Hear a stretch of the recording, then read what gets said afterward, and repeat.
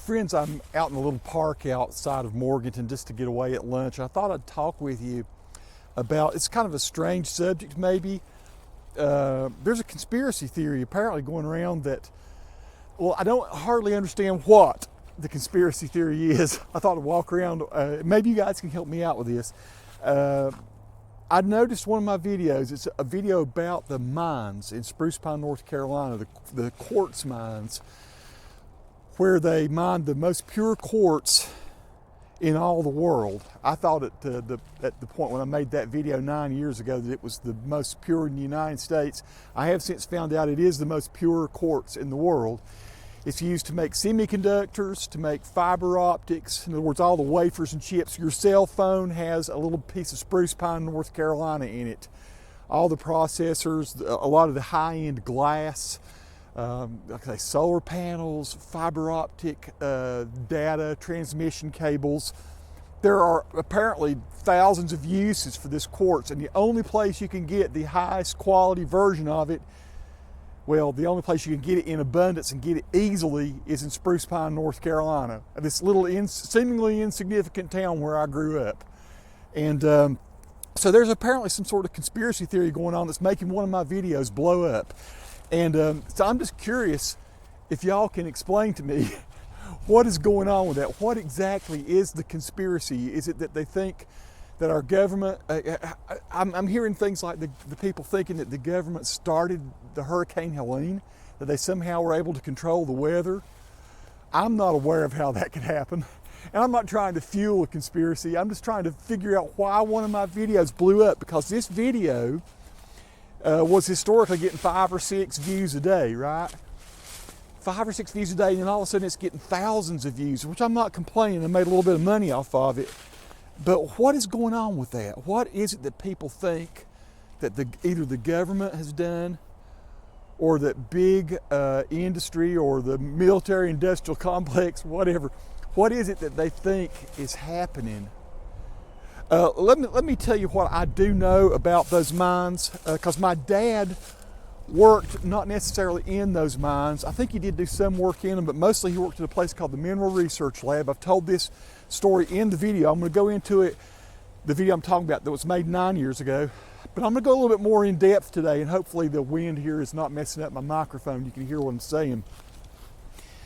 The first thing I remember about it, my dad took a job with what was called International Minerals Corporation, which ended up becoming Uniman, which then ended up becoming Sibelco, which is what it is today. There was a competitor called the Feldspar Corporation, which eventually changed its name, I think, to the Quartz Corporation. Now is owned by, I think both of these organizations, Sibelco and Quartz Corporation, are both owned by foreign entities, right? They're owned by like Scandinavian countries, or I don't know where all in, but you can go look for Sibelco, anyway, Sibelco, I'll put a link in the description. You go look for the Quartz Corporation. Those are the two competing companies that used to mine feldspar and mica, and they would throw this stuff they called Quinous quartz, Q-U-I-N-O-S, I think, or Q-U-I-N-O-U-S, Quinous quartz. They would float it off, and they considered it waste, and they would take and they would bury mountains of it. They would fill landfill holes up with this sand, and then they would bury it. And I used to work in the IMC, the International Minerals, before it became Uniman. I used to work in their mines as well, but not in the mines again. I worked crushing barrels for caustic soda, which they would use as a floating agent. They would crush all the stone up, run it through these sluices, apply various chemicals to it, and caustic soda was what Van Duncan and I would go. We would take the barrels where they would pour this lye, is what it really was, in there, and the lye would carry feldspar or mica or whatever else off. Various different chemicals floated, would attach themselves to whatever's in the crushed up minerals, and it floated off at different levels, and that's how they separated everything. I can remember along about 1980, 79, somewhere along in there, I was in my teens. I can remember Dad coming home with like a Coracine bottle looking thing. It was about this big, and about this big around. It was a little brown bottle, and you could see something was inside it. And he said, hold your hand out. I want you to see this and feel it, because they say this is going to change the world. So it was an amazing thing. I held my hand out, and he poured this powder into my hand that was, imagine flour. You know how soft and smooth and you know, easy to have, fluffy kind of the flour is. This seemed like it was 3 times finer than flour. It was unbelievably, unnaturally fine. And I remember rubbing it on my hand and saying, this feels like grease. And Dad says, that is silica. He says, we've been able to figure out how to purify this quartz. And they say, he's talking about this, Dad didn't know anything back at this time about what a semiconductor is, what a computer chip would be, how they were going to smelt it and make wafers. But he was saying they're going to melt this stuff down, we're going to purify it to where it's 99.99999% pure quartz, and they're going to be able to make fiber optic cables out of it. They're going to be able to make very high-end glass, and they say it's going to change the world. And so that I can remember thinking, this is crazy. This is like this greasy kind of, it felt greasy because it was just so incredibly smooth. But Dad had worked with the team in what they call the Mineral Research Lab to develop this stuff that we now use today, and the whole world needs it to make the semiconductors. That they smelt it, they can chop it, they can form it in various ways. I don't know. You know who they are. It's the Microsofts, it's the companies that make this Apple, it's the companies that make the semiconductors, the processors, all the other things that we depend on today. And I don't even know what they all are. I need to do some more searching into it. But over the years, I've worked with these companies. I'm trying to be careful not to say too much. I think I'm fine to go ahead and say that I've worked with Quartz Corporation a good bit to do safety videos for them. They hire me from time to time, and I help them with their safety videos. So I've been through all their plants. I've watched them blow huge chunks of stuff out of the side of the mountain. It's fun to go watch, and they had me go there one day, and they wanted to show how far you had to get back when they do the blasting. And they were blowing chunks of minerals out of the side of the mountain there that were the size of Volkswagen cars. I mean, you're seeing chunks of stone, humongous tons and tons of stone going 150 feet in the air and then coming back down, and then they would take it and crush it, haul it off in these trucks that have wheels 9 feet tall, and they would take it and do their stuff to it, and then it goes out all over the world. Well, since Helene happened, it's been hard to get those. It's becoming very hard to get those materials. And I read some articles. These were just mainstream news outlets like CNN, NBC, ABC. You can go look at their news articles, and they're talking about how, you know, if Spruce Pine is shut down for a month, that's okay. We got a pretty good supply of stuff backstocked, right? If it's shut down for 2 months, people are going to start getting worried. If it's shut down for 3 months, we got a major problem in the world. And that's what these articles were saying. And then what was interesting is, like, say, my wife, her respiratory therapy students a couple weeks ago, well, actually last week, were talking about some big conspiracy, how the government must have done this, the government had to go and shut down the town so they could take over these mines, or what, I don't know. I mean, help me understand. I'm having trouble. I'm seeing all kind of weird comments on my video, but I'm not understanding what it is people think that is done, that has fueled a conspiracy theory. Very bizarre comments. I've actually gone and kind of deleted a few of them because I thought they were just so way out there. I don't even know what the people were trying to say. I've left a good bit of them up, but that video has been watched so many times. And there's so much I could show you if I thought that I should. I mean, it's videos of stuff that I've seen. First, let me say this: in my work with Quartz Corporation, everything those guys do seems to be first rate. Seems to be very environmentally safe and sound, and they really care about their employees. And it's some of the best jobs in the mountains to work for these people, even though still the riches of that is not going into Appalachia, it's going other places. I mean, it's just hard-working people working up there, right? But same with Sibelco. As far as I know, they're all 100% above board, just trying to provide a raw material that is very important to the world. Now, from what I understood, talking with the people up there, a lot of their lab guys, which the labs are amazing, to go into the labs, how high-tech they are, where they develop the stuff, where they process it, where they continue to purify it, continue to find ways to improve the raw material, the quartz that is used to make this stuff. The thing I understand is that there are other places in the world, one in particular in Russia, where you can get this stuff. It's just it's hard to get to. It's in Siberia or some place that's remote, and it may not be as easy to access. So at this point, it's like Spruce Pines are not the only place you can get this stuff, but it is sort of the primary place. It's the only logical place to go get these materials. But there's so much more up there of other stuff. I will say this, just in a casual conversation with some geologists who were visiting from France when I was up there about 3 years ago, they were telling me that there are satellites that go across and are able to look down, peer down at the earth and find out where uranium is. And since France is a very nuked up place, by that I mean that's their main form of energy, their primary form of energy is nuclear energy. So France is very interested in high quality uranium.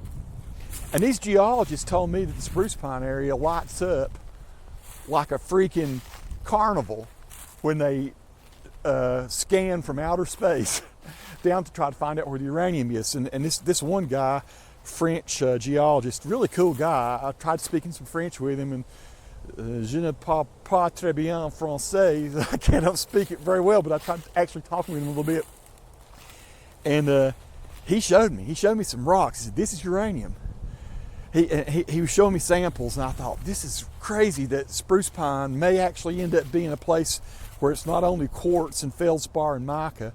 And the feldspar and mica is still valuable. That's what people used to go so much for, because the feldspar is used in ceramics, the mica is used in paints and lots of other things too. But it was funny. I remember, back to that story with my dad when he brought that stuff home. He had been bringing big cardboard drums. They had these cardboard drums, like 55-gallon drums, but made out of cardboard.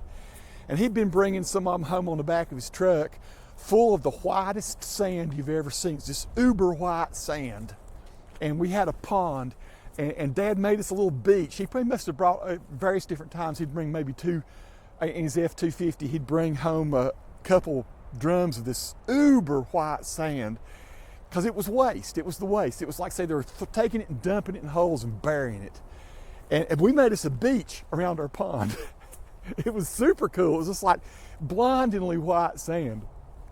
And I remember Dad saying, they're going and digging that stuff up, and they're saying it's worth 10 times more than all the other stuff that we've been mining for all these years. So it's funny how things changed. They go and they find out that the quartz is super valuable, and they start digging that stuff up. I find it very interesting that, like I say, a seemingly insignificant town. What is Spruce Pine? Is it 8,000 people? Is it even that? Is it 7,000, 6,000 people? Mitchell County, it's a very remote area, honestly. Up in the highlands there, about halfway between Boone and Asheville. How is it that becomes a super important place in the world? A place, like I say, every cell phone, every computer, every Mac or PC, probably on the planet, that's of any consequence, that's of any high grade standard, comes with a little bit of spruce pine in it. It's amazing to me that I grew up in this area. Now, I grew up in Little Switzerland, which was, our farm was about 12 miles away from Spruce Pine, where the mines and stuff are, something like that. But yeah, my dad worked there for I guess 25, 30 years. And he was the union president. Even after he retired, he stayed involved with the union, and it wasn't United Mine Workers. It's funny that United Mine Workers couldn't get a toehold up in Spruce Pine for some reason, so it was like some sort of textiles union that unionized, that still came in and unionized the mining labor. So as I recall, it was bizarre. And Dad worked. He knew the governors back then. Gosh, what was the guy's name? Jim Hunt, Jim Martin. I can't remember who all these different governors were, but Dad would work with the labor board. I wish I knew more. I wish I'd asked him more. It must have been interesting doing what Dad did. Like I say, he was kind of like the head of maintenance for the MRL, the Mineral Research Lab, and he helped get me the job. He and Van, who I worked with there, Van became the sheriff of Buncombe County, and now he's running for commission chair, I think, for Buncombe County. So Van and I were good friends. There's some videos of he and I talking, and Van and I crushed those barrels in Spruce Pine in that mine, and I just never would think that little place would end up being the focus of a conspiracy theory here in the last days, and I do think it's the last days. If y'all know why, if y'all understand what people exactly are saying, what they're thinking, why are they thinking it?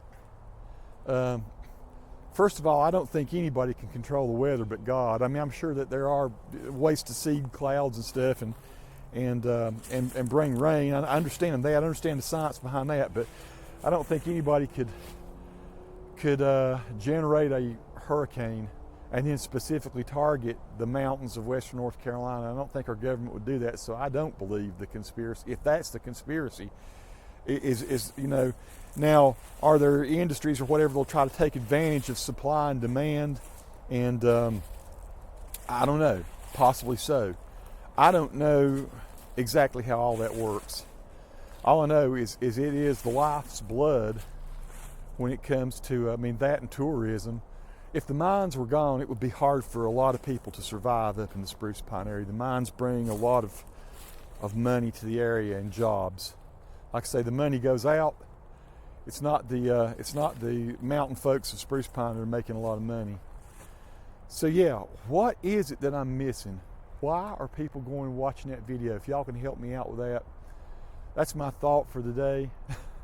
Thanks to anybody that watches the channel. Many thanks to the folks who've been praying for my mom. I know I've got a video that a lot of people watched. She's doing pretty well. I try to go see her about every 3 or 4 days. She's about an hour and a half away from me up in Mount Airy, and so, but those of you, I've had hundreds of people tell me you're praying for her. Boy, that helps. I sure appreciate that, my friends. And I'm trying to do all the little things I can to help her be comfortable in that home she's in. We just can't take care of her. We tried for years and had sitters and stuff sitting with her, and it just got to a point where it was just hard to manage. It's tough. So I'm not going to get off on that again. That's another video.